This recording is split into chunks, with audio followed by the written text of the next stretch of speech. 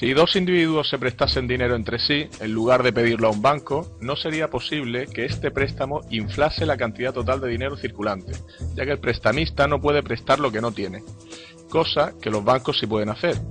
Solo los bancos comerciales y las grandes empresas pueden prestar dinero que producen por el mismo hecho de prestarlo. Irving Fisher, economista, en su libro 100% Money, 1935.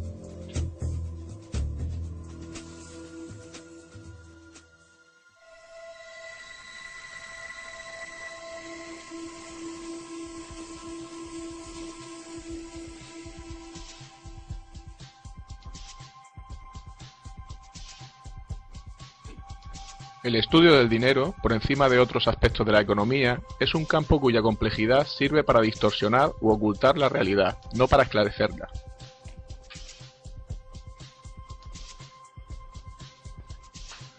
La lucha dormida, latente durante siglos y que tendrá lugar tarde o temprano, es la del pueblo contra los bancos.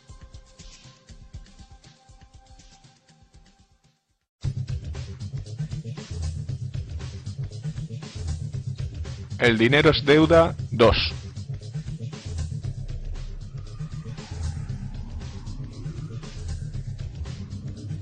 Promesas incumplidas.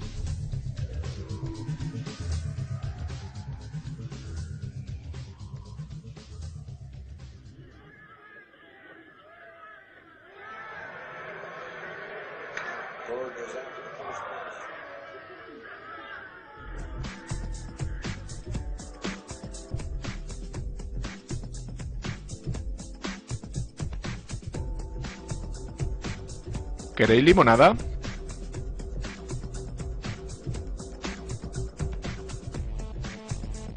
Esto es por un trabajo bien hecho.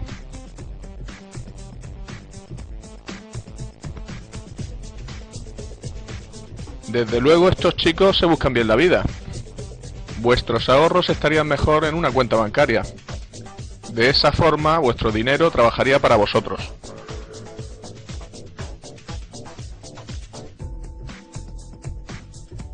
Hola, nos gustaría abrir 2 cuentas en el banco, por favor. Tenemos una cuenta en el banco como las personas mayores y podremos sacar el dinero cuando queramos. Quizás su primera experiencia al ingresar dinero en un banco fue similar a esta. Años más tarde, todavía recordará el balance de su cuenta corriente como si fuera su dinero, pero lamentablemente esto no es cierto. Si contratamos una caja de seguridad en el banco, los objetos valiosos depositados son todavía nuestros. Simplemente alquilamos espacio para almacenarlos. En lenguaje común, la palabra depósito significa guardar algo, pero su uso en el lenguaje bancario es sustancialmente distinto. El depósito bancario es en realidad un préstamo.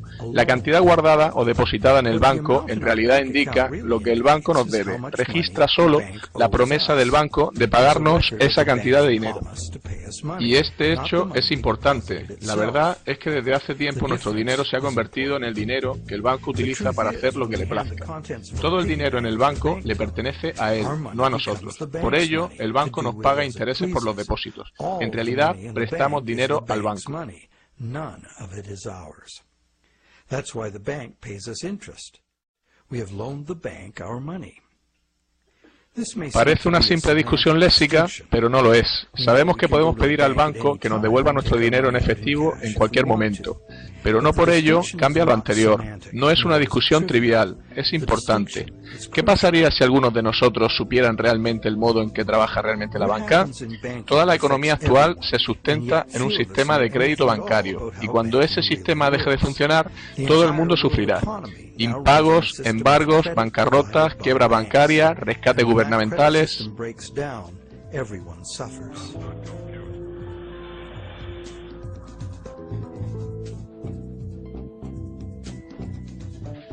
Y los expertos suelen empeorar las cosas cuando tratan de explicar las razones de las crisis económicas. Nunca se fijan en las causas últimas. Deberían empezar por decir que las monedas y billetes suponen solo entre el 1 y el 5% del dinero total en circulación. Todo el dinero que hoy tenemos fue creado en su día como capital de un préstamo bancario. Not only does this make the existence of money entirely dependent on the existence of bank credit, it makes the system as a whole bankrupt by design. Esto no solo hace que la existencia del dinero dependa de la existencia de los préstamos bancarios, sino que aboca al sistema a su bancarrota futura, ya que es imposible físicamente el pago de todas las deudas crediticias. Es por ello que el sistema bancario global camina hacia el colapso. Cada vez más gente se da cuenta de las prácticas bancarias actuales. Muchos han perdido sus casas y trabajos gracias a estos usureros modernos. Va siendo hora de que la gente entienda qué es el dinero y fuerce cambios en su modo de producirse.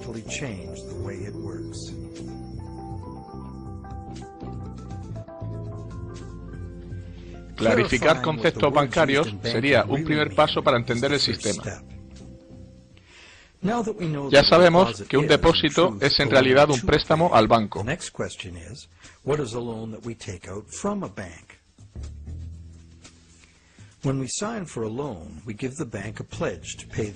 Cuando firmamos un préstamo, prometemos pagar lo prestado más un interés. A cambio de ello, el banco nos anota una cantidad en nuestra cuenta. Decimos que el banco ha puesto el dinero en nuestra cuenta. Lo único que ha hecho es hacer un apunte contable que refleja una promesa de pagarnos. Estamos hablando en realidad de un intercambio de promesas. Nadie ha dado nada al otro salvo promesas de satisfacer una deuda. Entonces, ¿quién presta y quién pide prestado en realidad? Los términos préstamo, prestamista y prestatario son realmente confusos. La verdad es que ambas partes realizan promesas de pagar, y en el proceso crearon algo llamado préstamo o dinero a cuenta, que puede ser legalmente utilizado como dinero.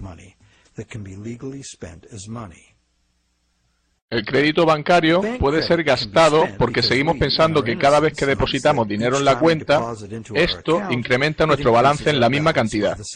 De hecho, si no ponemos algo en nuestra cuenta, estará vacía.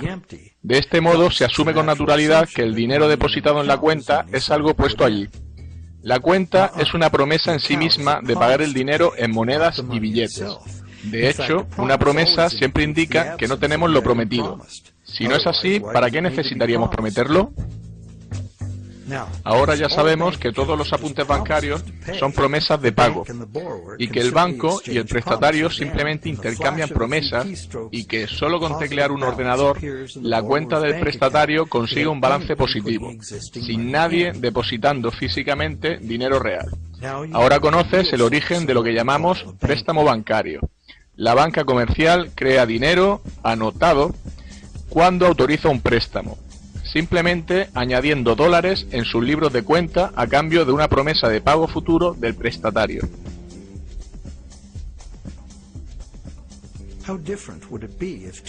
¿Cambiaría la cosa si las dos partes se acordaran hacerse con un sótano y una imprenta y creasen dinero imprimiéndolo? Sabemos en qué consiste la falsificación de dinero: imprimir miles de billetes falsos de dólar. Esta es también una manera de crear dinero de la nada. El dinero nos da la capacidad de adquirir bienes y servicios del mundo real. Los falsificadores claramente disponen de la capacidad de adquirir bienes reales y servicios, sin darnos nada a cambio, salvo un simple trozo de papel. Los falsificadores obtienen algo a cambio de nada, directamente a expensas de quienes aceptan el dinero falsificado. Y si el dinero falsificado no es descubierto, ellos obtienen su beneficio a través de las ganancias de todos.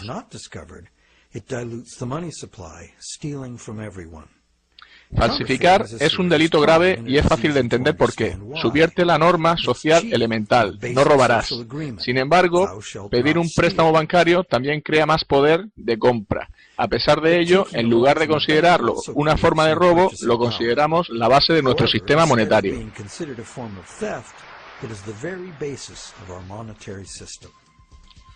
Los bancos prestan creando crédito, crean medios de pago de la nada. ¿Cómo puede llegar a ser una forma de crear dinero de la nada un crimen y la otra convertirse en una práctica económica habitual y la fuente de casi todo el dinero circulante? ¿Por qué sucede esto? Para entender cómo, necesitamos entender la historia de las leyes comerciales. Antes necesitamos entender la lógica intrínseca del proceso de préstamo.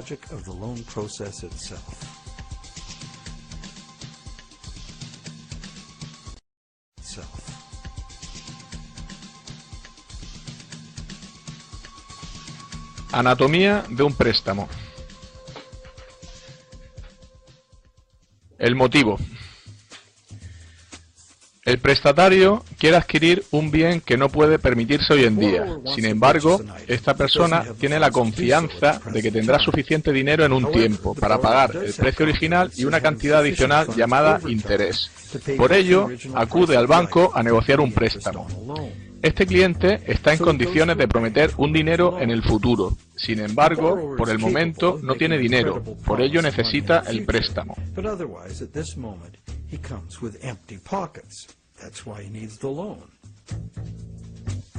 El método. Todos sabemos lo que sucede a continuación.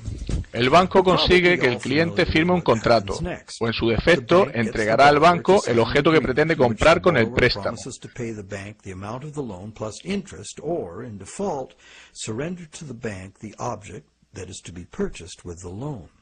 Esta operación se realiza miles de veces al día en todo el mundo. Pero existe un problema. ¿Cómo puede el cliente prometer algo que no posee todavía? Si yo quisiera pedirte un préstamo de $10.000 para un crucero por Europa, ¿podría poner como garantía el coche de mi vecino? Evidentemente no, porque no tengo derecho legal a darte el coche de mi vecino, y da igual cuánto te deba. En lugar de eso, yo prometí comprarle a mi vecino su coche con los 10.000 que me prestarías. La situación cambia. Tú puedes acordar conmigo prestarme los 10.000 creyendo que sí compro el coche, y te prometo pagarte el préstamo cuando sea legalmente mío. Sin embargo, hasta que se complete la venta, tus 10.000 no pueden estar asegurados por ningún título de propiedad sobre el coche.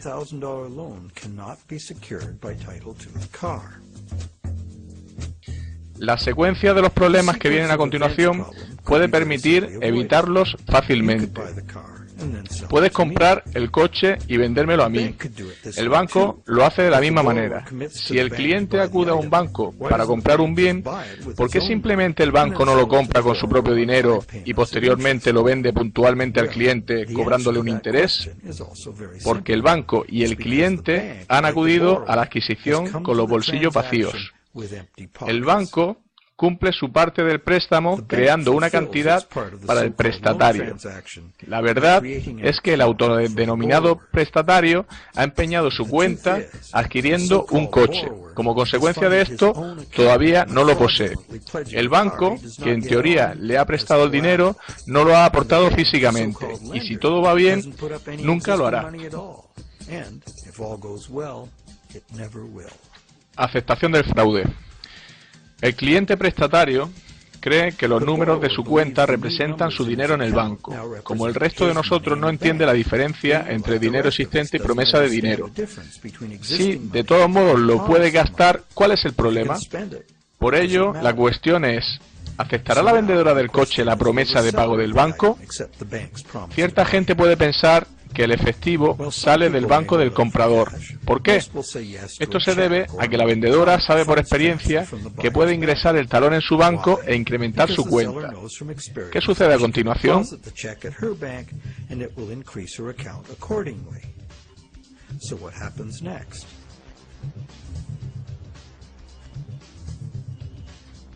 Equilibrando las promesas. Obviamente, el banco del comprador ahora debe al banco del vendedor la cantidad del préstamo. Por ello, puedes pensar que el dinero sale del depósito del banco que da el préstamo al del banco del vendedor. La promesa del cliente prestatario se ha transformado durante la transacción en una promesa de pago al banco del vendedor. Por ello, el banco del comprador debería transferir una cantidad de dinero al del vendedor, ¿cierto? Esto es cierto solo en una pequeña parte. En el largo plazo, tan pronto como el banco consiga su parte limpia de depósitos, la cantidad de dinero existente que el banco necesita para cubrir sus préstamos puede ser teóricamente igual a cero. ¿Cómo? Bien, imagina primero que la vendedora tiene su cuenta en el mismo banco que el comprador.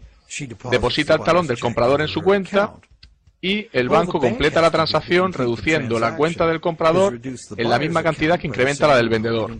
Como ambos apuntes son solo promesas, existe dinero real en la operación. ¿Cuál es el resultado final?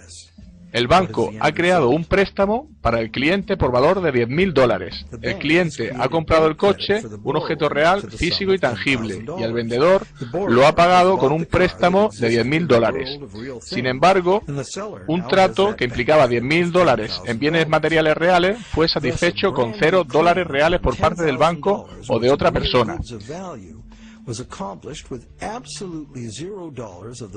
Por si fuera poco, el banco retuvo esta nueva cantidad de dinero generado, además de hacerse con los intereses e incluso con el coche en caso de impago. En mi pueblo esto se llama magia.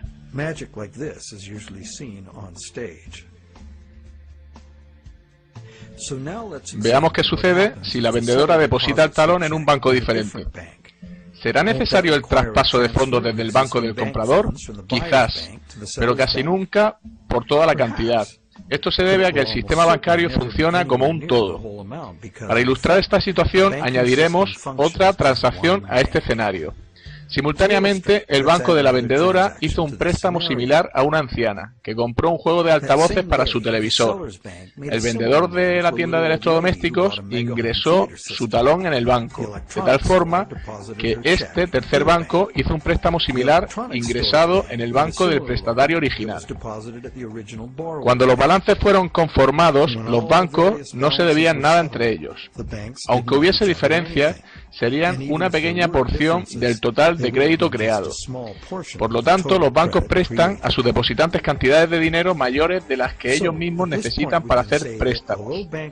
Esto se debe a que los bancos necesitan a su vez pedir prestado a otro banco para activar su propio crédito siendo depositado en dichos bancos. Los bancos son capaces de hacer nuevos préstamos y crear cantidades de dinero ligado a deuda debido a que los bancos mantienen sus balances crediticios con créditos entrantes. Generalmente, este dinero no vuelve a salir de los bolsillos del banco. El banco puede invertir fondos propios en bonos empresariales y gubernamentales u otros instrumentos financieros. Si dibujamos un diagrama, quedaría así. El interés que los gobiernos y empresas pagan a los bancos en sus bonos es pagado por nosotros. Lo abonamos como parte de nuestros impuestos y en el precio de los bienes y servicios que adquirimos.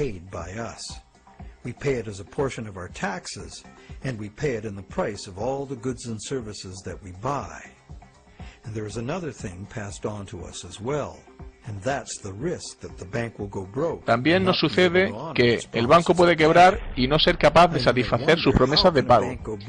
Ahora te preguntarás, ¿cómo puede un banco ir a la quiebra si no puso dinero en primer lugar? ¿Qué pueden perder ellos? La respuesta es que los bancos no son lo mismo que los falsificadores. A los bancos se les permite crear nuevo dinero, pero solo sirviéndose de reglas contables.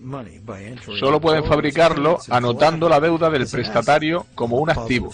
En el lado positivo está su balance, en el negativo firmado por el préstamo de su balance, o lo que los bancos llaman confianza en los depósitos creada por el banco. Cuando un cliente cae en el impago, el activo que aseguraba la transacción es embargado por el banco y vendido. En un mercado a la baja es muy común que el nuevo valor del bien no cubra el valor del dinero que el banco prestó, ya que éste se basaba en un valor previo superior. Esto debe mostrarse como una pérdida en los libros contables. Cuando los embargos suben y el mercado inmobiliario colapsa, el valor de los bancos se evapora de forma colateral, a medida que las casas bajan de precio, exponiendo al banco a enormes pérdidas.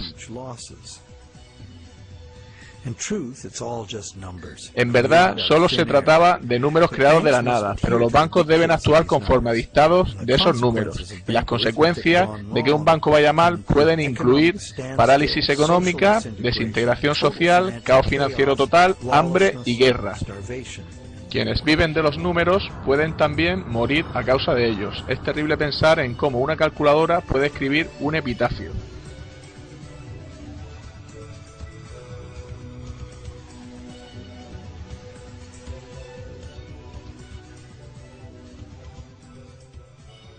Aunque creemos que entendemos la anatomía de los préstamos, todavía asumimos que en el fondo el sistema funciona y que el total de los créditos que contemplamos será pagado.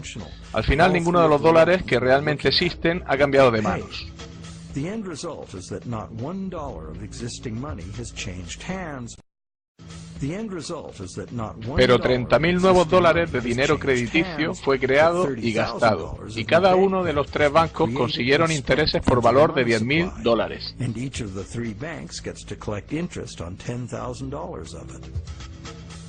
¿Es la creación de estos 30.000 dólares, de hecho, un acto similar a la falsificación? La diferencia es que el sistema bancario es legal, regulado por los gobiernos y la justicia para seguir las reglas contables. Otra diferencia es que no hay una víctima evidente, como la persona a la que le cuelan un billete falso. Los bancos argumentan que comprador y vendedor estaban de acuerdo. ¿Dónde está el fraude? Si hay un fraude en esto, ¿quién pierde? Veamos quién consiguió lo que quiso en el trato.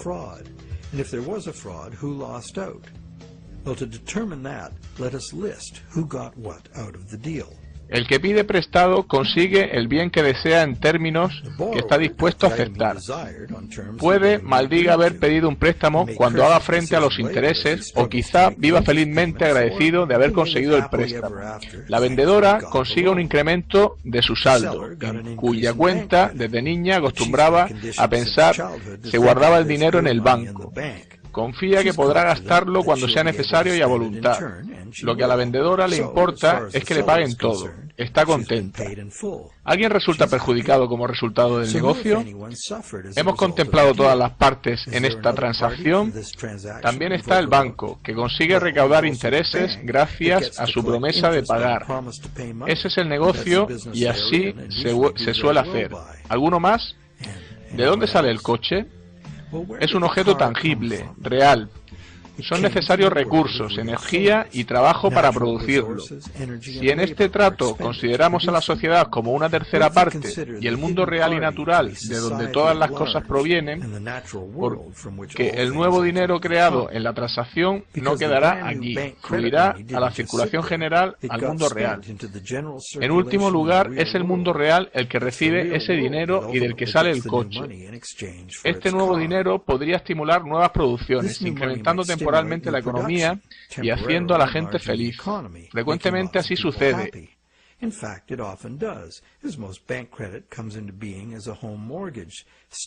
Y la mayoría de los préstamos son hipotecarios. Sin embargo, después de este uso productivo inicial, este nuevo dinero creado reaviva el flujo monetario porque reduce el poder adquisitivo de la mayoría de los consumidores una ínfima cantidad. En contraste a esto, una falsificación tiene víctimas concretas. Aquí todos perdemos, porque la sustancia real del préstamo, el coche, fue extraído de la economía hace tiempo por una ligera pérdida de valor del dinero de todos. El descenso del poder adquisitivo de los ahorradores, debido a la inflación, es mayor que el de aquellos que se dedican a gastar.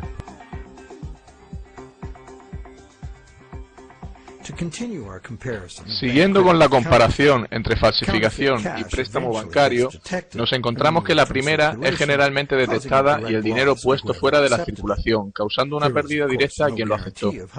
No hay garantía de cuándo será detectado, ni una agenda para su retirada de la circulación. El crédito bancario es también puesto fuera de circulación cada cierto tiempo. Cuando se devuelve el préstamo, la parte principal o capital de cada pago se extingue. Recuerda que casi todo el dinero existente hoy en día se debe al crédito bancario. Sin embargo, cada dólar que llega a manos del banco queda registrado para ser utilizado algún día en amortizar capital de un préstamo, con lo que se retira de la circulación a la economía en forma de intereses a depositantes de una cuenta u otras obligaciones del banco.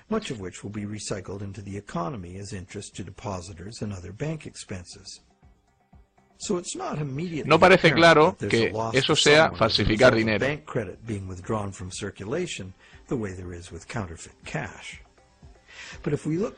Pero si miramos más detenidamente, encontramos algo interesante. No necesitamos más que conocimientos aritméticos elementales para entender el poder que nos da controlar los flujos monetarios. ¿Y por qué el sistema actual necesita expandir continuamente la deuda o llegará al colapso? Si la tasa de dinero creado cae por debajo de la tasa de dinero destruido, la cantidad total de dinero en uso se reducirá. Esto se llama deflación, porque el flujo de dinero se deshincha como un balón. El resultado es menos dinero referido a los bienes y servicios disponibles. Cuanto menos dinero haya para pagar bienes y servicios, los precios de los mismos irán más a la baja. En principio, esto suena bien y pudiera ser cierto si el dinero no fuese creado como deuda e interés. La deflación es un buen negocio para quienes no están en deuda, pagado en bienes y servicios a nuestra elección.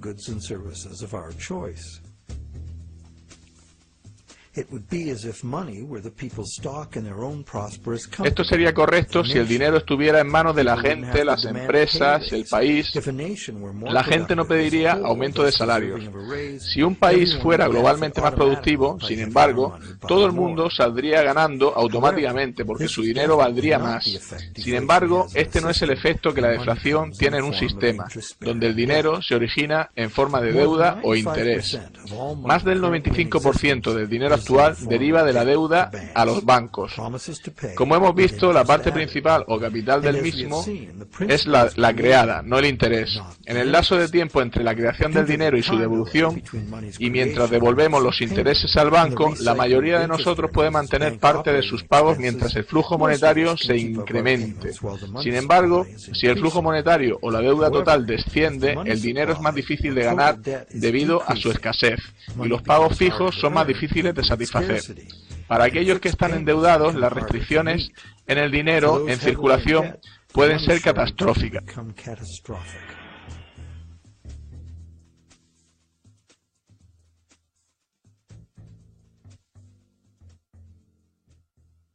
La economía mundial descansa en el consumidor. Si deja de gastar el dinero que no tiene en cosas que no necesita, estamos acabados.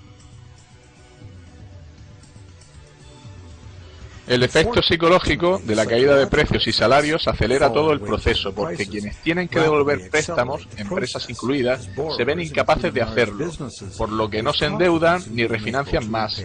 Sin préstamos nuevos para refinanciar a los viejos, el flujo de dinero se reducirá, resultando de ello un descenso en el empleo y el poder adquisitivo, incluso en el caso de que haya abundancia de recursos y capacidad productiva.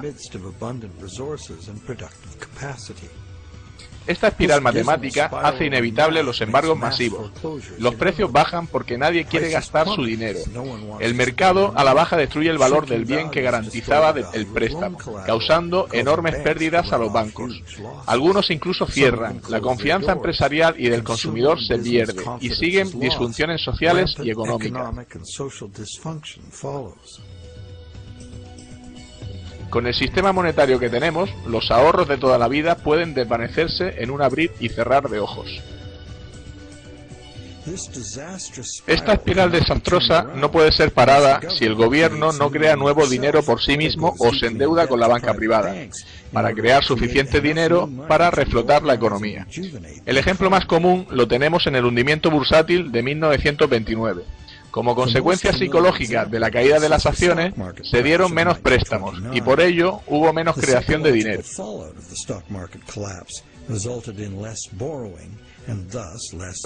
La Reserva Federal no hizo nada para evitar la deflación y en 1932 el flujo de dinero se había reducido a un tercio.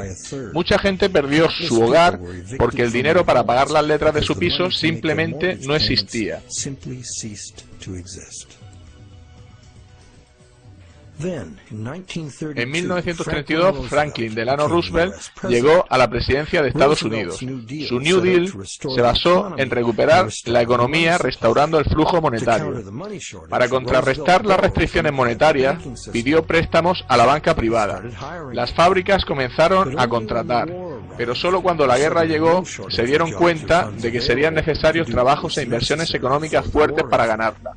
Paradójicamente, fue el dinero gastado en la Segunda Guerra Mundial el que terminó con la Gran Depresión. La guerra también causó 50 millones de muertos y condujo a un frágil equilibrio de poder internacional, a una carrera armamentística y devastadoras transformaciones sociales y tecnológicas.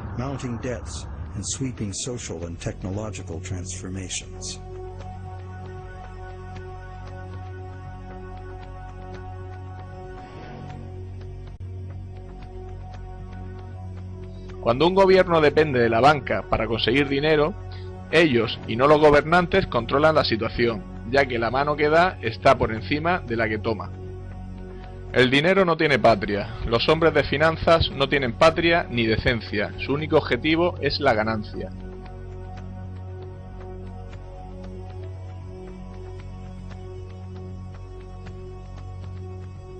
No volvería a hacer la guerra en favor de ciertas inversiones deleznables de los banqueros. Solo hay dos cosas por las que vale la pena luchar: para defender nuestros hogares y por la Carta de Derechos de nuestra Constitución.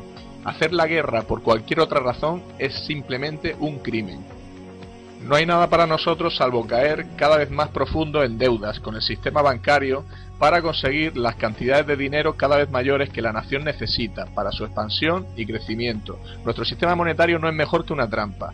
El poder del dinero que ha sido capaz de eclipsar a los responsables gubernamentales no es simplemente el poder de las grandes fortunas, sino que es nada más y nada menos que una nueva técnica de destruir dinero añadiendo y retirando anotaciones en cuentas bancarias, sin el más mínimo interés por el bien de la comunidad o el papel que el dinero debería tener en ella. Permitir que eso derive en beneficios a particulares es crear primero un brazo secreto e ilegal del gobierno y por último un rival con fuerza suficiente para subvertir cualquier forma de gobierno. Un sistema monetario justo es la única alternativa. El ciclo de bonanza y pérdidas económicas es generalmente llamado ciclo de los negocios, como si fuera algo natural, como el ciclo del carbón o el agua. Estos ciclos naturales son dirigidos por el sol, pero ¿qué guía el ciclo de los negocios? Una respuesta es la creación y flujo de dinero, que como vemos depende de los préstamos. Veamos lo que pasa durante el periodo de vigencia de un préstamo. Ya sabemos que un préstamo no es más que la promesa de pagar de un banco, que el banco crea en su libro de cuentas. Eso es lo que sabemos. La promesa de pago del banco es generalmente gastada en un bien o servicio, y se le permite circular, haciendo fácil y sencillo el intercambio de estos bienes o servicios. Como medio de intercambio, hoy prometemos pagar dinero. Making the efficient exchange of goods and services easier to accomplish. As a medium of exchange, today's Nada supera su usabilidad y flexibilidad. Sin embargo, no se crea dinero para pagar el interés, con lo que se trata de una situación a la larga imposible de resolver. Es decir, si los prestatarios tuvieran que pagar todo el interés que se debe de golpe, tendrían que luchar por una cantidad de dinero circulante existente, que sería en todo caso inferior a lo que deben. El porcentaje que sería incapaz de cancelar sus préstamos sería simple de calcular. Sin embargo, el interés generalmente se paga a lo largo del tiempo y no de una vez. Si los ingresos por intereses revirtiesen al flujo económico como gasto, estarían disponibles para ser gastados repetidamente. Entendido esto, es relevante saber si los intereses son de hecho impagables.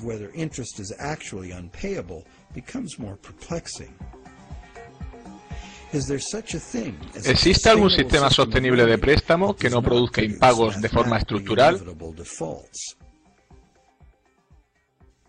En la Edad Media, la usura, entendida como préstamo con interés o cualquier otra forma no productiva de ganar dinero mediante el dinero, era considerada pecado.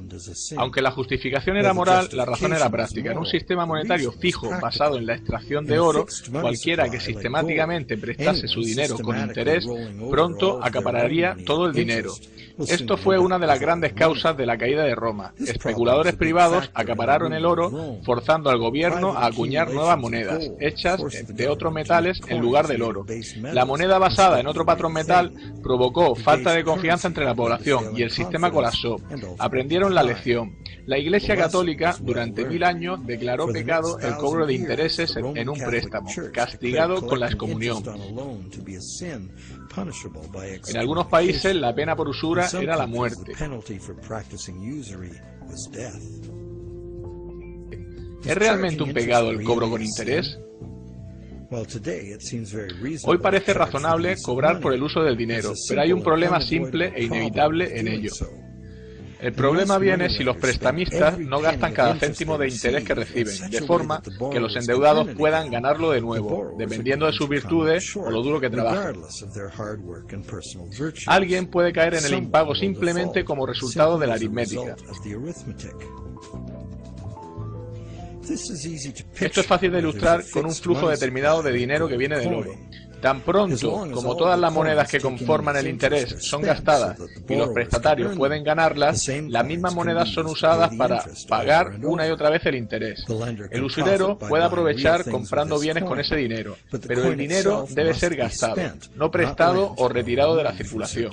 Este acuerdo sería sostenible si no añadimos nada más.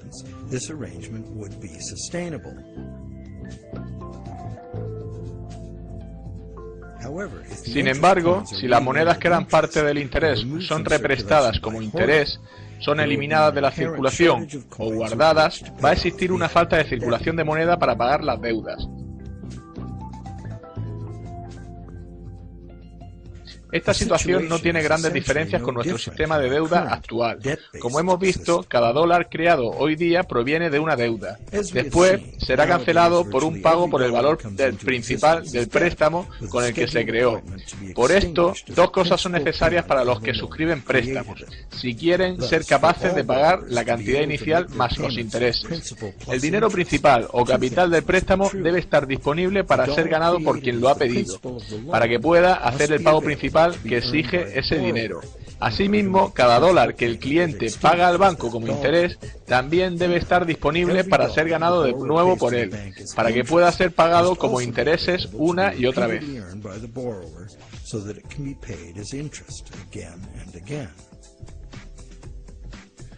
Hay un dicho que ha ganado popularidad acerca de los préstamos, y es que como los bancos gastan el rendimiento de las operaciones en interés para depositarios y en forma de dividendo para sus accionistas, en realidad existe suficiente dinero libre en circulación para realizar todos los pagos.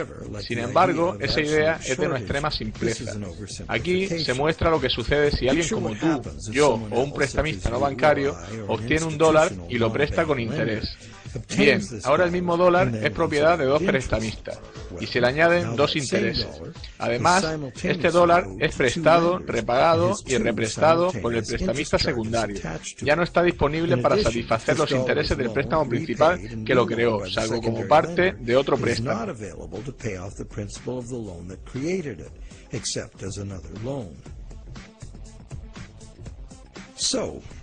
Entonces, ¿podemos pedir prestado a Peter para pagar a Paul y a la inversa? Esto se pone interesante. Sí podemos, sin embargo, cada vez que hay un préstamo hay que añadir un interés que también ha de ser satisfecho. Si es posible ganar estas cantidades de interés, todos los pagos serán realizados. En esto basan muchos economistas y defensores del modelo actual. Arguyen que no puede haber una escasez de dinero y que los pagos pueden realizarse. Pero se trata de un axioma falso.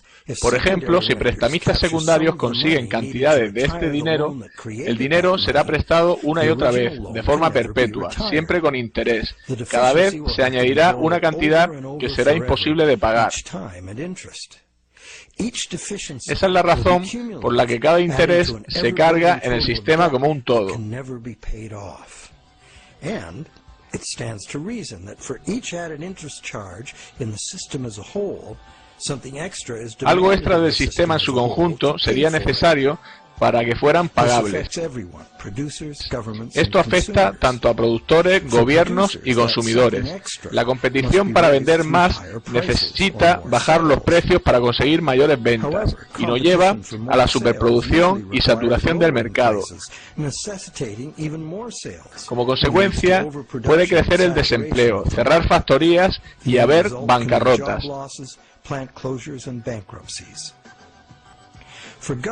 Los gobiernos salen al paso incrementando los impuestos. Subir los impuestos resta dinero a la economía productiva, lo que conlleva una reducción de la capacidad de los contribuyentes.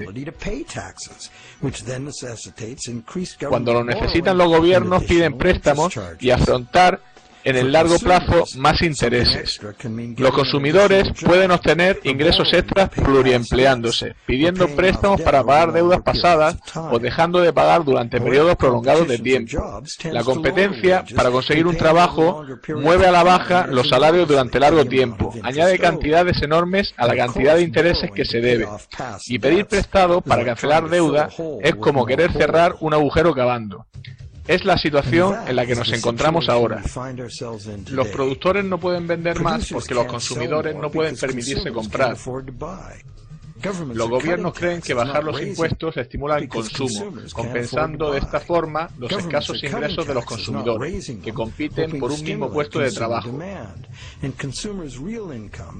Sin embargo, cualquier incremento global en la cantidad de intereses lastra el sistema monetario, provocando escasez de dinero dentro del mismo. Esto se debe a que la economía productiva real debe limitarse a la disponibilidad de los recursos naturales. La economía productiva sirve a las necesidades actuales, no a las demandas artificiales de la economía financiera, que tiene una sed ilimitada en beneficios y que trabaja obviando las limitaciones físicas del mundo real.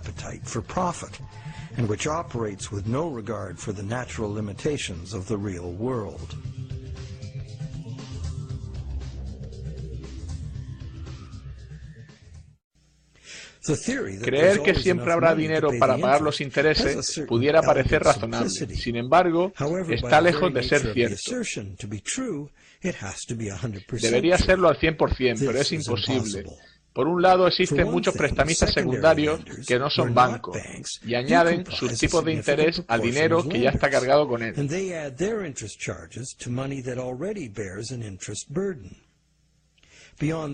Más allá de esto, tenemos la expectativa de que el dinero genera dinero. Se fabricaría y estaría en condiciones de ser ganado el dinero necesario para gasto, en lugar de ser prestado con usura o invertido para obtener ganancias. Sin embargo, podemos concluir que esas dos condiciones, que deberían ser verdaderas para todos los deudores de préstamos, tanto en el capital como en el interés, y que por eso estarían en condiciones de cancelar su deuda, no se dan en el sistema actual. No existe en el sistema actual restricción alguna a la refinanciación por terceros del dinero que fue creado como préstamo. No existe intención alguna de los bancos de poner las ganancias a disposición de los deudores para ser ganadas y que puedan pagar sus deudas. Muy al contrario, los bancos invierten esos beneficios en conseguir más beneficios. Pero no solo son los bancos los causantes de esto. Cualquiera que entre en el ciclo del préstamo contribuye a hacer más grande la burbuja, a expensas de quienes no serán capaces de conseguir dinero para cancelar sus deudas y que se verán obligados a refinanciarlas hasta ser embargados. Una bola de nieve mayor se agranda más rápido. De la misma forma, crecen los intereses en un préstamo mayor. El rico se hace más rico y el pobre se hace más pobre.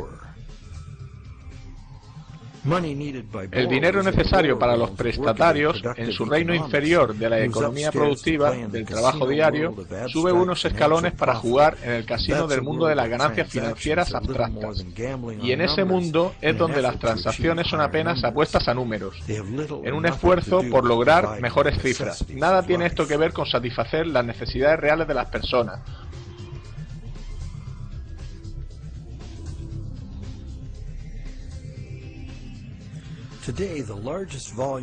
Hoy la mayor cantidad de dinero está cambiando de manos, como si de un juego de azar se tratara. Las bolsas, el mercado de la deuda y otros elementos financieros son manejados por bancos y fondos de inversiones para obtener el máximo beneficio posible. El volumen del comercio en los mercados de divisas extranjeros en una sola semana sobrepasa el volumen total del comercio mundial de bienes reales en un año. El dinero está continuamente manejado por especuladores, buscando beneficios en las fluctuaciones monetarias que existen solo en la economía de casino en que se mueven. ¿Y en qué medida es impagable el monto de intereses de la deuda de hoy? Solo podríamos saberlo con certeza juntando todo el dinero del mundo. Con 6.000 millones de personas ganando, gastando y pidiendo y dándose préstamos, los flujos monetarios internacionales son casi tan complejos como las corrientes oceánicas. Son impredecibles. Pero la dirección es bastante clara y simple. La misma vieja historia. Los ricos están incrementando más y más sus apuestas en la economía, en donde sus clientes prestamistas no tienen apenas oportunidad de lograrlo. La única posibilidad de subsistencia del sistema es crear más dinero, y como el dinero se crea como deuda, la única manera de sostener el sistema es crear más deuda de forma que sea, incluyendo créditos para clientes poco fiables, para gastos enormes de defensa y seguridad estatales y rescates a bancos.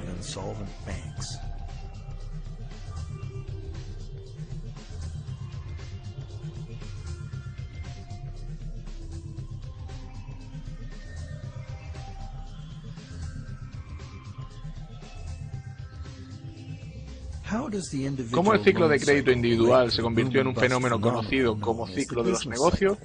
El ciclo del préstamo individual puede ser descrito así.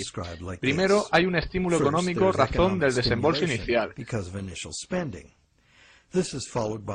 A esto le sigue la inflación, ya que el nuevo dinero básicamente rescata el flujo de dinero. Eventualmente, a la inflación le sigue la deflación. Las refinanciaciones de préstamo gradualmente van extinguiendo el dinero circulante. Mientras el ciclo del préstamo individual coincide, ambos ciclos pueden suavizarse, pero crea una oferta de dinero y precios bastante estables, aunque al menos en parte es necesario el incremento del flujo de dinero, ya que el dinero para pagar el interés no fue creado. Este es el modelo en el que se basa nuestra economía. Evitar espirales deflacionarias y mantener a raya la inflación constituye el arte de la economía, que se define ampliamente como lograr la llamada estabilidad de precios.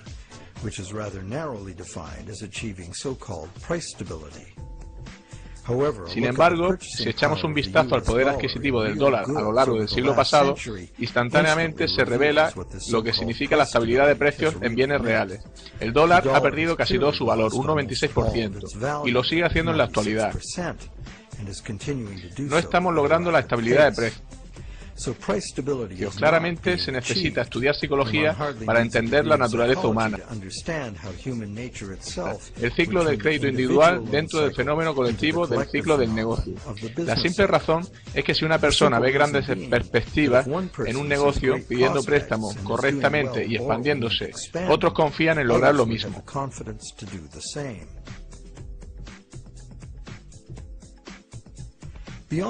Más allá del efecto psicológico, si un negocio se basa en la expansión del crédito, sus proveedores y distribuidores necesitan hacerlo también, o perderán el negocio en favor de alguien que lo haga. El mismo efecto podría darse en el caso de una compañía que no encuentra crédito. Por lo tanto, es previsible que los ciclos individuales de préstamo tengan un recorrido paralelo entre ellos, en lugar de darse al azar, y cuando lo hacen a mayor escala estamos ante el llamado ciclo de los negocios, que proviene directamente de las acumulaciones de la fuerza de ciclos individuales. Para concluir, alguien puede alegar que más allá del intercambio de promesas hecho entre el banco y su cliente, la sociedad se mueve entre una inflación crónica y la dependencia monetaria hacia los bancos, para pagar intereses realmente inasumibles. Esto da lugar a una aceleración en el incremento de la deuda y a una depreciación del dinero. La única alternativa sería un colapso deflacionario de la economía, seguido de un caos social o una guerra. Esta situación tan insana contagia a la sociedad y la debilita a todos los niveles. Somos como adictos. La solución no es consumir más heroína, sino más y más dinero prestado. Y eventualmente nuestra capacidad colectiva para prestar y refinanciar préstamos está agotada. Ello nos lleva a expandir el crédito hacia nuevos mercados, creando esencialmente un instrumento para conducir a más personas hacia una deuda perpetua. En Estados Unidos, esta expansión continua de la deuda ha alcanzado más de 53 trillones americanos de dólares de deuda, lo que supone unas 5 veces los ingresos anuales de todo el país. ¿Está el mundo feliz del final de esta transacción crediticia? Seguramente no. En realidad vivimos ajenos al origen de los problemas. La banca actual es un sistema ilusorio, basado en la falsificación y que busca el control social. ¿Qué pasa con los bancos? ¿Cómo consiguen ganancias como resultado de esto?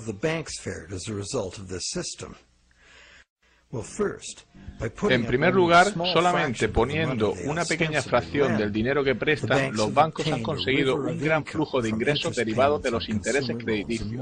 En segundo lugar, usando su poder crediticio para comprar grandes cantidades de bonos gubernamentales y empresariales, y de esta forma controlan los gobiernos y la industria. En tercer lugar, manejando los impagos y embargos, como vemos inevitable. El banco gana la propiedad legal de bienes tangibles reales. Finalmente sucede lo peor. Si hay un impago masivo, el banco acumula grandes pérdidas. El gobierno es forzado a rescatar a los bancos con ayudas multimillonarias para salvar al sistema financiero. ¿Cómo se financian esos rescates? Adivínalo. Más deuda para el contribuyente. Un auténtico logro para sacar esto adelante. Y sin ser consciente la mayoría de las víctimas.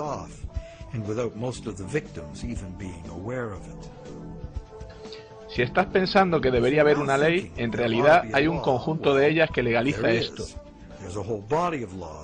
¿Cómo un sistema como este llega a convertirse en ley? Volvamos a Inglaterra a mediados del siglo XVII para contestar. Cuando el saqueo se convierte en una forma de vida para un grupo de hombres que viven juntos en la sociedad, en poco tiempo ellos mismos crean un marco legal que lo autoriza y un código moral que lo glorifica.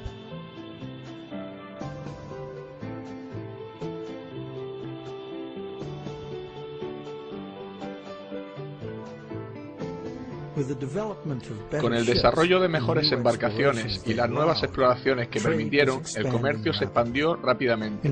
Para desarrollar el comercio sobre largas distancias y periodos prolongados de tiempo, los contratos escritos se hicieron más y más imprescindibles y sofisticados.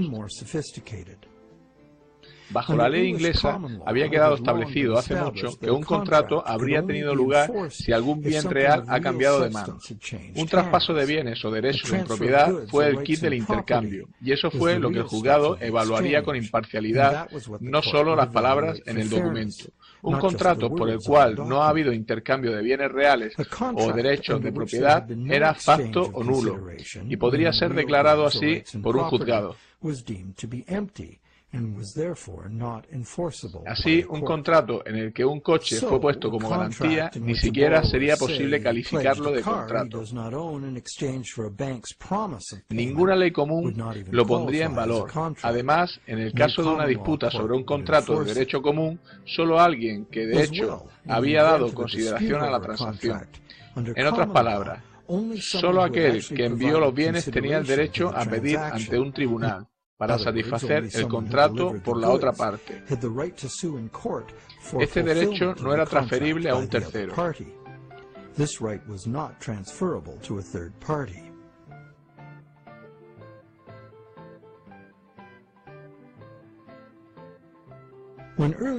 Cuando los comerciantes pioneros iban en expedición con bienes, compraban los bienes de su país con moneda local y los vendían en moneda extranjera de un país distinto.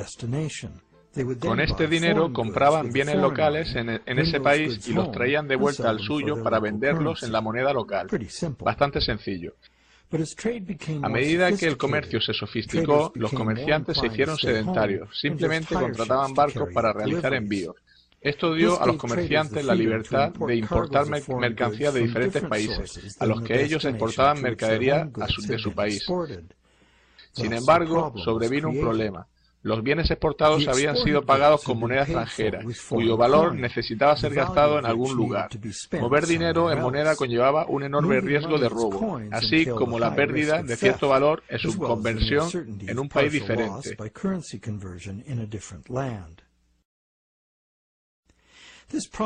Este problema en los pagos a distancia fue superado por el uso de letras de cambio. Una letra de cambio era una orden firmada de un ordenante a un comerciante, exigiendo que el pago de una suma de dinero a la persona que se identifica como beneficiario. Estaban asegurados por firma y no podían hacerse valer ante un tribunal por un tercero ajeno a las partes originales.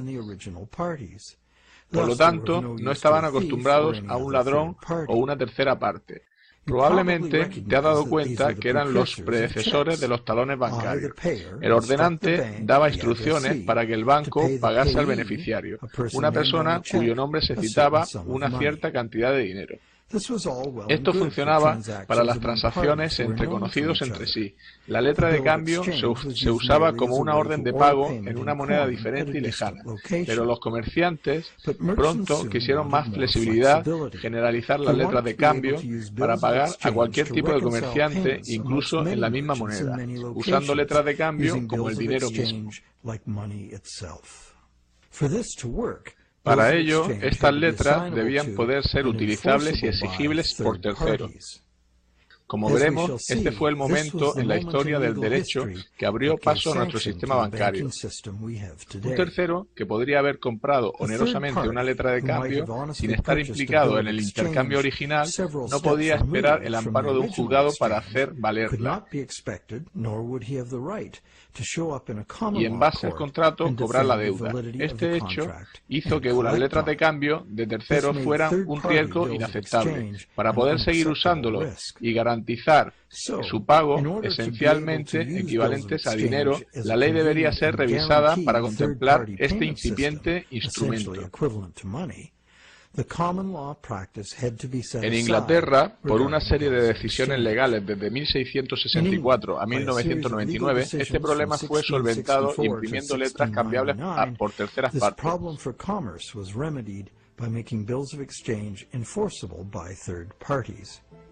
Si un tercero había comprado una letra a título oneroso y de buena fe, sin haber razón para sospechar fraude por parte del que se lo vendió, entonces esta letra automáticamente era vigente ante los tribunales por parte del signatario.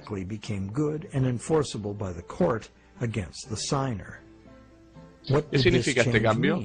Significa esencialmente que cualquier letra de cambio se consideraría legítima una vez vendida. Las letras de cambio y otros tipos de promesas firmadas de pago podrían ser traspasados y hechos valer en un juzgado, exceptuando los talones, justo los que los mercaderes querían. Ahora los contratos de deuda podrían ser vendidos como cosas y hacer negocios sería mucho más fácil. No solo eso, sino que abrió un nuevo mercado para los buscadores de ganancias, comerciando con letras de cambio propias. El mercado de la deuda había nacido.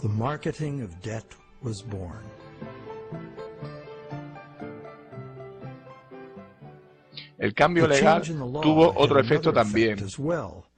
Ahora era posible engañar y forzar a una persona a firmar una promesa jurídicamente vinculante para pagar, y luego, si esa promesa era adquirida por terceros de buena fe, podía ser esgrimida ante el signatario en un tribunal.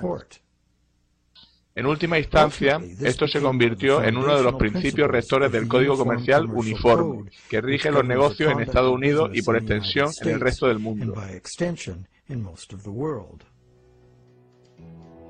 Los sistemas monetario y tributario por completo están regidos por este código. Si compramos un portátil robado en la calle, somos culpables por ello. No importa si el dinero es nuestro y no sabemos que es robado. El juzgado retornará los bienes a su propietario original. Perdemos nuestro dinero como compradores, seamos o no inocentes. Incluso podemos ser acusados de delito. Pero si firmamos un contrato de préstamo y le damos un valor real en bienes fiduciarios, no importa que el contrato de préstamo haya sido alumbrado de forma fraudulenta. Quienes quiera que lo firmaron deben pagarlo según las leyes comerciales, y los juzgados darán vigor a la obligación. Hoy los contratos de deuda pueden darse en múltiples formas, incluyendo préstamos especiales e hipotecas.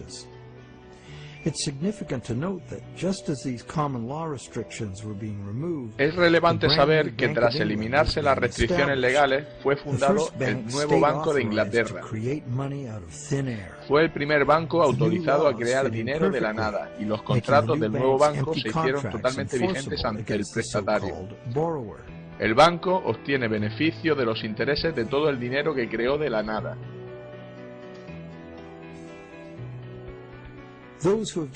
Aquellos que hayan descubierto la verdadera naturaleza de nuestros préstamos bancarios y hayan intentado retar sus contratos de deuda en juzgados modernos, habrán descubierto que estos contratos son una salvaguarda enorme del dinero como deuda.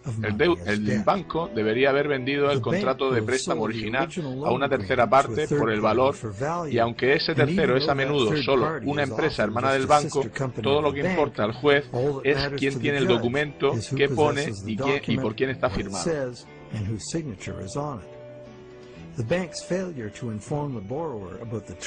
El banco no informó bien al prestatario acerca de la naturaleza del contrato de préstamo, y la ausencia de dinero en efectivo por parte del banco no es relevante.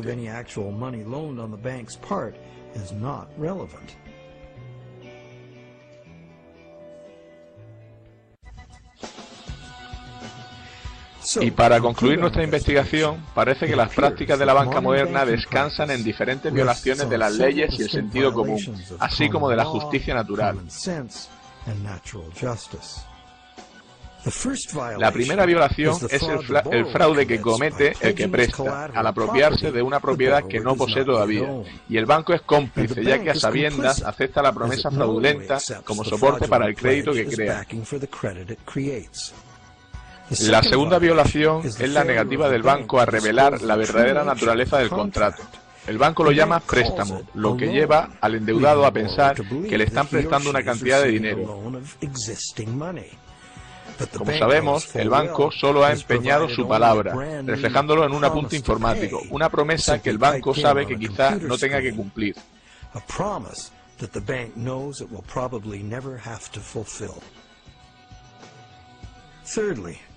En tercer lugar, el contrato de préstamo debería ser inválido, porque los contratos imposibles son legalmente inválidos.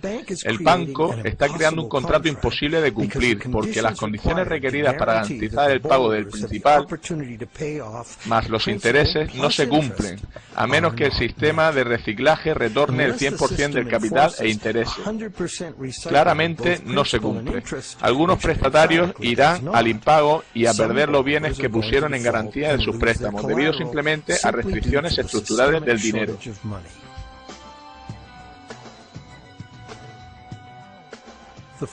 La cuarta violación es la de la ley natural por el derecho contractual, la que confiere legitimación automática a cualquier contrato si el mismo es vendido a terceros por un valor considerable. Alguien que no posee algo no puede darlo mejor que quien sí lo posee. Pero quizá el mayor fraude de todos es que la mayor parte del pueblo que produce la riqueza real del mundo está en deuda y en riesgo de perder todo lo que han trabajado en manos de los bancos, que han convertido el dinero en meras promesas de pago. ¿A dónde nos lleva esto? Somos rehenes de una economía que crece cada día más rápido. Para mantener el sistema es necesario un flujo monetario.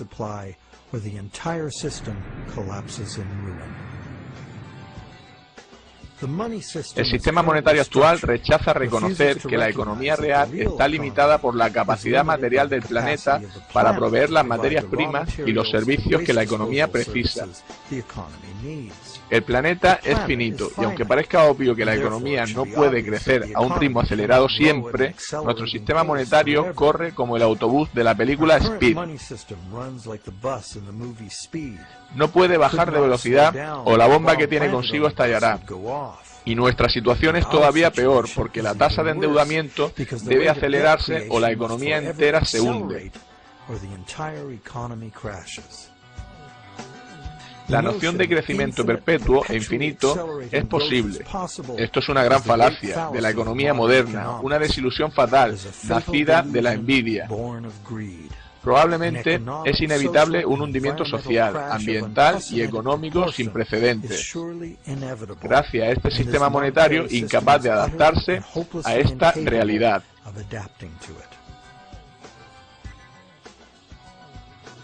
El sistema monetario necesita ser reconstruido desde el mismo suelo.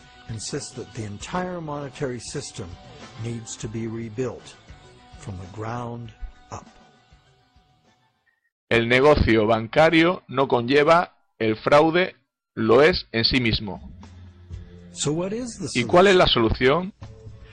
Mucha gente sugiere volver al patrón oro como referencia de las emisiones de moneda. Argumentan que el oro es la verdadera moneda, con un valor inherente.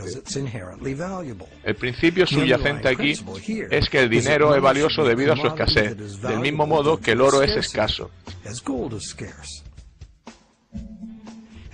La norma general dice que aquellos que sostienen esta visión creen que el dinero debería existir independientemente del gobierno. Hay otra escuela de pensamiento diametralmente opuesta, que piensa que la creación del dinero debería ser monopolio del gobierno. El gobierno, que representa al pueblo, debería gastar el dinero pensando en el interés público, por lo tanto con respaldo de la moneda, y simplemente gastar el dinero que se tiene. El gobierno nunca necesitaría endeudarse o pagar intereses. Si los gobiernos gastasen sin límite, la moneda perdería valor y para prevenir la inflación, la moneda necesitaría ser eliminada. Se podría garantizar usando varios impuestos y tasas. Los gastos gubernamentales serían, sin embargo, interdependientes unos de otros en perfecto equilibrio. Sin embargo, el objetivo de los impuestos sería la estabilidad de precios, ya que el gobierno no necesitaría ingresos por impuestos para operar de forma ordinaria. A lo largo de los siglos se ha usado sistema de crédito gubernamental y de patrón oro. El patrón oro prevaleció a lo largo del siglo XX. Esto no se debió a que no funcionase el dinero como préstamo del gobierno. Lo hizo en el país donde fue aceptado en el pago de impuestos. Pero hasta la invención del intercambio de moneda moderno, el comercio internacional se realizaba con oro. Además, el hombre ha tenido una fascinación sobrenatural por el oro durante siglos. Durante milenios hemos pensado que el dinero en términos de una riqueza portable e inherente, como las monedas de oro. Sin embargo, no es la única manera de pensar en el dinero. Tampoco en la era del dinero que huye, esto ha dejado de ser exacto. El dinero es en su raíz una idea que el hombre inventó para transformar sistemas tribales en complejas civilizaciones. Gracias en parte a su desarrollo, fue posible la especialización del trabajo y el intercambio indirecto de bienes y servicios.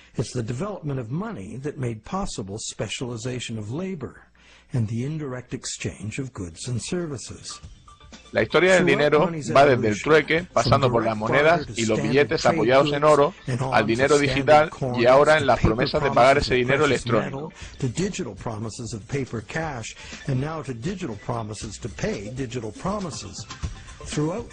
En esta evolución prevalece la idea de lograr mayor flexibilidad y seguridad en su uso, y la existencia de garantías seguras de pago, en lugar de usar el dinero mismo. El problema con la promesa de pagar es que siempre da una oportunidad de oro para el engaño. Crear más promesas es una forma de incumplirlas en el largo plazo. Existe una manera de garantizar el intercambio de dinero más seguro que las promesas de pagar de nuestro sistema. Aquí lo tenemos. La existencia del dinero digital seguro es hoy una posibilidad debido a las tecnologías de encriptado. Una hipótesis sería tener un número de serie asignado a cada billete físico en papel.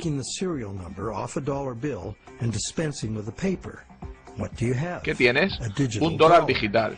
Un dólar digital que puede ser transferido a cualquier parte del mundo por ordenador, de forma fácil y seguro como promesa de pago.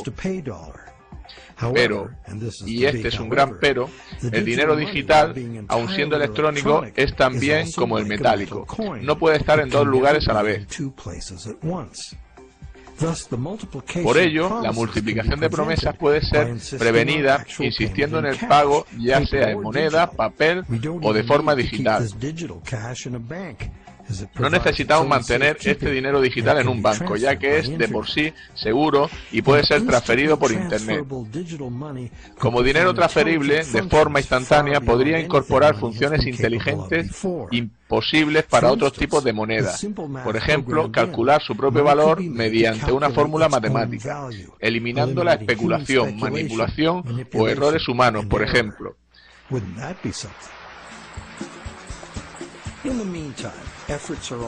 Mientras tanto, se realizan esfuerzos para la reforma legislativa del sistema monetario.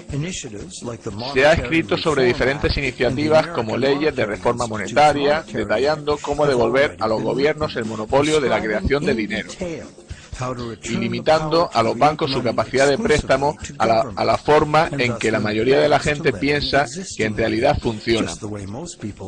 Siempre se han planteado reformas de este tipo y siempre perseguían la misma idea. Los beneficios de la puesta en circulación de dinero pertenecen al pueblo.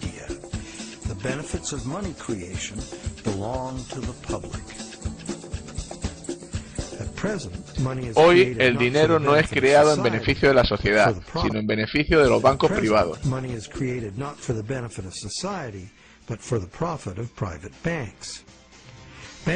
A los bancos les encanta crear cantidades enormes del mismo, puesto que así consiguen recaudar más dinero en intereses y llegan a ser más ricos. En el proceso, los bancos ganan más control sobre todos, individuos, industria y políticos.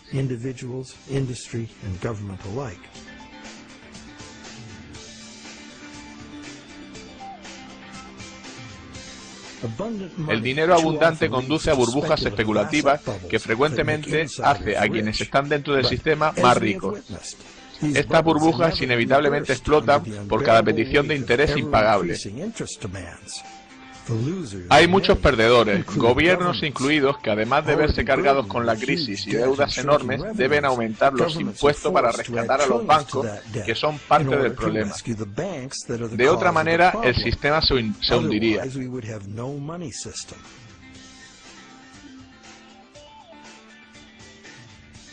Es una situación absurda y trágica, teniendo en cuenta que los gobiernos podrían crear ellos mismos el dinero y gastarlo libre de interés en infraestructuras, educación, sanidad universal, etc.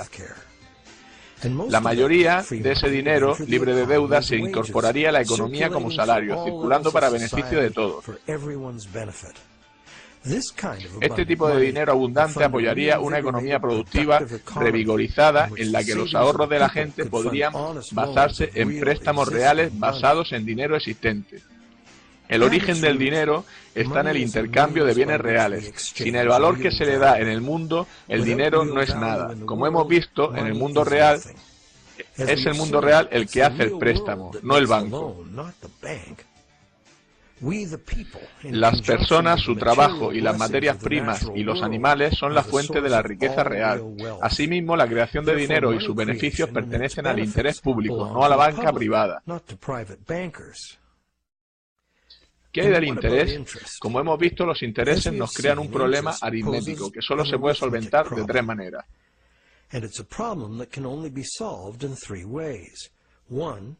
Impagos y embargos,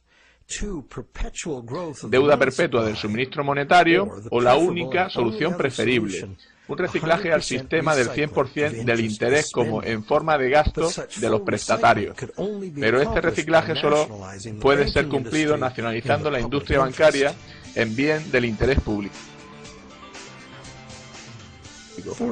Por ejemplo, las ganancias de esta banca pública serían pagadas a todos los ciudadanos como dividendo, o se emplearían en inversiones gubernamentales en lugar de recurrir a impuestos, como se hizo en la Pensilvania colonial. Es una manera diferente en que se podría organizar el sistema monetario. Siempre ha habido alternativas y ahora también.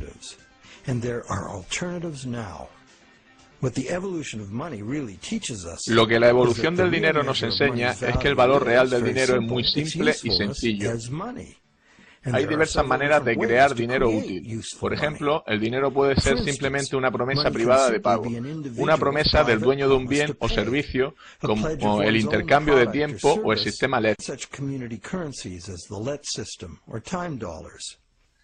Miles de estas unidades de cambio existen ya, en círculos de confianza. Sus miembros pueden presumir del honor de darse crédito a ellos mismos. Dichas monedas podrían ser un salvavidas a pequeña escala para un eventual colapso del sistema bancario convencional. Cuando el dinero escasea, o por el contrario hay hiperinflación, una unidad de cambio propia basada en el trabajo puede sostener la economía local. ¿Son propuestas radicales? ¿Qué opinas? Existen retos sin parangón ante nosotros. Jamás el crecimiento exponencial nos permitirá sostener una deuda monumental, que debe incrementarse para prevenir el derrumbe del sistema cual castillo de naipes. Afrontaremos incrementos en la desigualdad en el acceso a la sanidad, la deuda, que es ya asfixiante, las quiebras bancarias y catástrofes sociales y medioambientales. Si no cambiamos radicalmente el curso, debemos transformar nuestro sistema monetario para adaptarnos al futuro. En primer lugar, necesitamos estudiar diseños monetarios que se puedan adaptar a un retroceso económico profundo, sin inducir a embargos y bancarrotas masivas.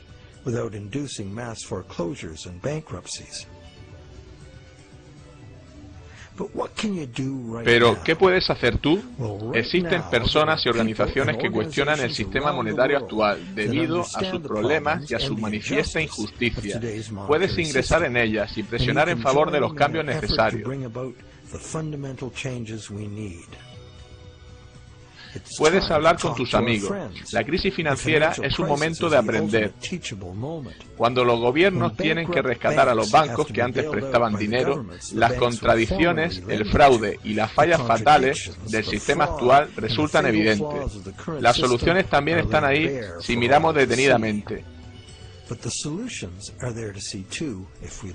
No podemos permitirnos hacer ajustes al sistema actual, puesto que no lo salvarán. Son necesarios cambios radicales, buscando el bien de todos, no el beneficio y control de unos pocos. Debemos dejar atrás nuestras percepciones erróneas y desenfocadas para hacer esos cambios, afrontar el reto de una transformación completa. La realidad está ahí.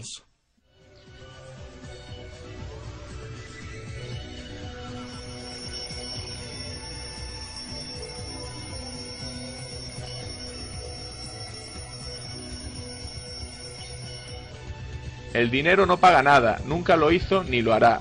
Esos bienes y servicios solo pueden ser pagados por otros bienes y o servicios. Es un axioma económico tan viejo como el hombre. Solo cuando haya muerto el último árbol, el último río haya sido contaminado y se extinga el último pez, nos daremos cuenta de que el dinero no se come. Bueno, ¿queda alguien ahí? Espero que sí, porque esto de estar doblando la verdad es que es un poco coñazo, ¿eh? Y además la información que aparece en el vídeo es importante.